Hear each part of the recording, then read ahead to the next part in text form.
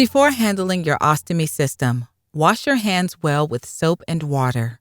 You'll then need to make sure you have the following items: your skin barrier and pouch, a stoma measuring guide, a clean washcloth, adhesive remover wipes or spray, barrier wipes or spray.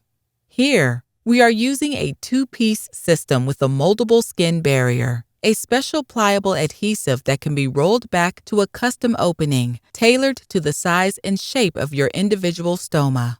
There are several components to the moldable barrier we will review. It has a flexible collar, which provides an extra level of security and flexibility. Next, you'll see a plastic ring called the flange. The flange is used to attach the pouch to the barrier. The flange of the skin barrier should match the size of the flange on the pouch. Finally, the circular opening in the center of the barrier is the starter hole. This is where you will begin the molding process. Now, turn the barrier over. There is a clear cover backing over the adhesive center of the barrier with the tab for easy removal. You can also see a white release paper on the flexible collar. Both backings should remain on until you are ready to apply the barrier. Now carefully remove the system you're wearing.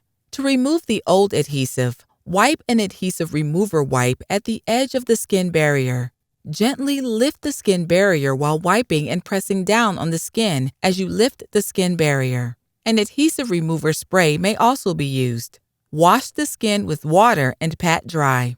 Next, apply the skin barrier wipe or spray to the skin around your stoma and let it dry. Now you are ready to apply your new skin barrier and pouch.